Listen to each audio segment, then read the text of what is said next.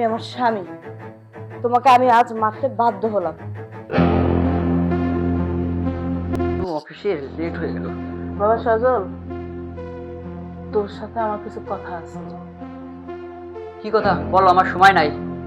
কইছিলাম কি, আমার ডায়াবেটিসের ওষুধ শেষ, যদি কয়টা টাকা দিতি আমি কিনে নিতাম। তোমার কি প্রত্যেকদিন ওষুধ লাগে নাকি? আমি তো বুঝি না। আর আমি কি টাকার গাছ লাগাইছি? হ্যাঁ, তুমি ওষুধ খাইলেও মরবা, না খাইলেই মরবা। তো ওষুধ না খাই ভালো। খালি পিছন থেকে ডাকাডাকি করে।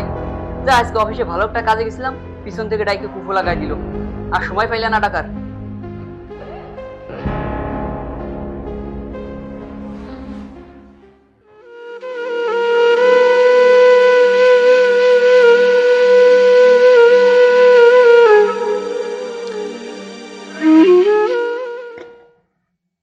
দোলা, যাও রেডি হও। কেন রেডি হবো কেন? আজকে ছুটির দিন, তোমাকে নিয়ে ঘুরতে যাবো বাইরে। যাক, এতদিন পর তাহলে আমরা ঘুরতে যেতে পারতেছি। আচ্ছা, আমি আগে মাকে রেডি করে আসি, তারপর আমি রেডি হচ্ছি। মাকে রেডি করবো মানে? মা আমাদের সাথে কোথায় যাবে? ঘুরতে যাবে। এতদিন পর আমরা ঘুরতে যাবো, তো মাকে খালি বসে রেখে যাবো নাকি? এটা তুমি কি বললে? মা কেন আমাদের সাথে যাবে? তুমি আর আমি এখানে যাবো, স্বামী স্ত্রী। এটা প্রাইভেসি বলতে কথা আছে। আর সে মুরব্বী মানুষ, সে বাড়িতে থাকবে, নামাজ কালাম করবে, আল্লাহ বিল্লাহ করবে। সে কেন আমাদের সাথে যাবে? এইটা তুমি কেমন কথা বললাম? নামাজ কালাম পড়বে ঠিক আছে, কিন্তু মা তো মুরব্বী মানুষ, তারও তো একটু বাইরে থেকে মন চায়, তাই না? আমরা ছাড়া আর কি আছে যে তাকে নিয়ে ঘুরতে যাবে? আমরা যদি না যাই বলো? মাকে অন্য একদিন দিয়ে ঘুরতে যাওয়া যাবে। যাও, তুমি রেডি হয়ে নাও, তুমি আর আমি আজকে ঘুরতে যাবো। যাও, আমি ফ্রেশ হয়ে যাচ্ছি, তুমি রেডি হবো। হ্যাঁ,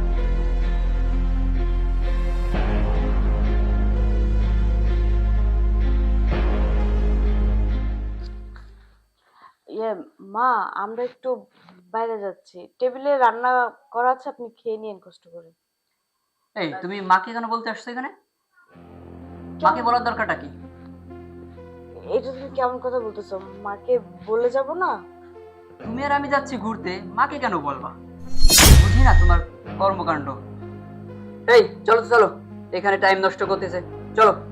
বাবা, আমার চশমাটা না বাইরে গেছে, তোরা যখন বাইরে যাইতেছস আহার সময় লইয়া আইস। এই তো মিজাজটা খারাপ করে দিলে। আর তোমার কি প্রত্যেকটা দিন চশমা লাগে, ওষুধ লাগে? আজ সকালে ওষুধের কথা বললে, এখন আবার চশমার কথা বললে। আমি কি টাকার গাছ লাগাইছি? আমি যা ইনকাম করি সবই তাহলে তোমার পিছনে খোয়ানো লাগে।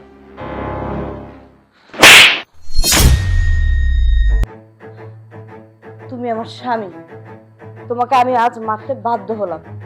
স্ত্রী হয়ে তোমার গায়ে আমার হাত তুলতে হলো। ছি ছি ছি, আমার তো ভাবতেও অবাক লাগে যে তোমার এই গর্ভধারিণী মা তোমার মতো একটা কুলাঙ্গার সন্তান জন্ম দিয়েছে। তোমার জায়গায় যদি আমি থাকতাম না, আমার মাকে আমি মাথার তাজ বানিয়ে রাখতাম।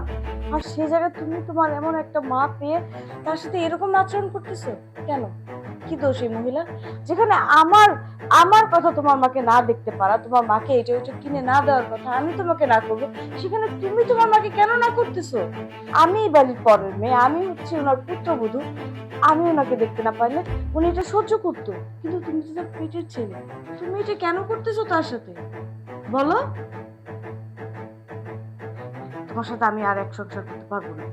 যেখানে তোমার মায়েরই কোনো দাম নাই, সেখানে বউয়ের কি দাম আছে বলো? যে নিজের গর্ভধারী মাকে সম্মান করতে পারে না, সে তার বউকে কি সম্মান করবে? এটা যদি আমার আমার ছেলে মেয়ে হয়, তাদেরকে আমি কি শিক্ষা দেবো? যে তাদের বাবা তার দাদির সাথে এই আচরণ করতেছে, তাহলে তো আমার ছেলে মেয়ে যখন আমার নাতিপুতি হবে আমার সাথে একই আচরণ করবে। না বাবা না, এমন ছেলের সাথে আমি একই ছাদের নিচে আর থাকবো না। মা, আপনি আমাকে মাফ করবেন। আপনি তুমি ছেলেকে না সুশিক্ষা শিক্ষিত করতে পারেননি। আমি হয়তো ব্যর্থ যে আমি আপনার ছেলেকে কিছু শিখাইতে পারিনি। এখানে তো আমার কোনো দোষ নেই, বলেন?